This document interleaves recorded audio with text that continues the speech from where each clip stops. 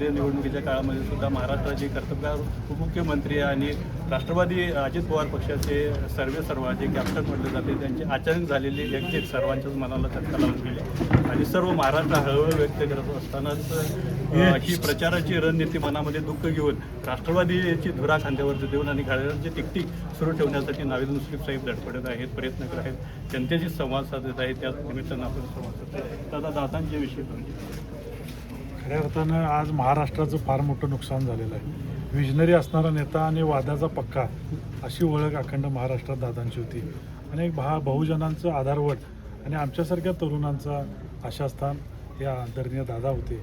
आज ते आम्हाला पोरके करून गेले ही खंत आमच्या मनामध्ये नेहमी राहिली. कोल्हापूर जिल्ह्याच्या ज्या अध्यक्ष होत्या शीतलताई आणि नारायण शिंदे गटातून लढत आहेत, तर एकंदरीत काय परिस्थिती वाटते मतदारसंघामध्ये? बालेकिल्ला हा राष्ट्रवादीचा मानला जातो.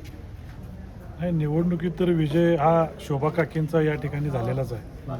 औपचारिकता फक्त राहिलेली आहे. तरी देखील कार्यकर्त्यांनी गावागावामध्ये या ठिकाणी उठाव केलेला आहे की राष्ट्रवादी काँग्रेस पक्षाच्या माध्यमातून शोभा काकी फराकटे आणि तिकडे पंचायत समितीला आमचे डॉक्टर इंद्रजित पाटील आणि त्या पंचायत समितीला संभाजीराव फराकटे, 2 घड्याळ आणि 1 कमळ अशा चिन्ह घेऊन आमचे हे तिन्ही उमेदवार त्या ठिकाणी उभे आहेत.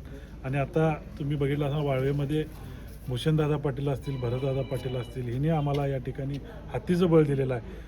आता मला काय वाटत नाही या ठिकाणी विजय आमचा कोणी रोखू शकेल. कुठल्या ज्योतिषाची गरज नाही, कारण की एक चांगलं वाळवे गावातून असू दे किंवा या जिल्हा परिषद मतदारसंघातून चांगलं या ठिकाणी मताधिक्य मिळून हे तिन्ही उमेदवार विजय होतील असा विश्वास मला आहे.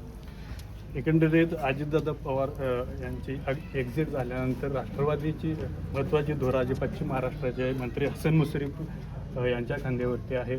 अशामध्येच नवी यंग जनरेशन म्हणजे मंडलिक गटातून इनकमिंग होत आहे. आता बघायला गेलं तर एक नवी युथ टीम या ठिकाणी तयार करताना दिसत आहेत. भविष्यामध्ये तुमच्यावरती खांद्यावरती सगळी जबाबदारी राष्ट्रवादीची येणार आहे. मागच्या सभेमध्ये साहेबांनी जाहीर केले की मी आता जिल्ह्याच्या राजकारणामध्ये जाणार आहे.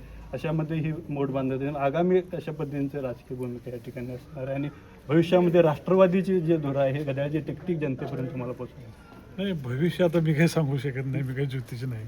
त्यामुळे भविष्यामध्ये जी जबाबदारी पडेल ती पेलण्याची सर्व लोकांच्या आशीर्वादावर मी ते प्रयत्न करेन. तर युवक तुम्हाला एक वेगळा आशास्थान म्हणतोय. गोकुळच्या माध्यमातून विविध योजना तुम्ही नाविन्यपूर्ण तळागाळापर्यंत पोहोचवत आहात की युवकांना या निमित्तानं काय आव्हान, कारण काही यंग जनरेशन तुम्हाला एक आशास्थान म्हणून बघतो. नाही, मी तेच मगाशी माझ्या भाषणात उल्लेख केला की गोकुळनं अनेक योजना चालू केलेल्या आहेत. तरुणांनी व्यवसाय म्हणून करायला काय हरकत नाही.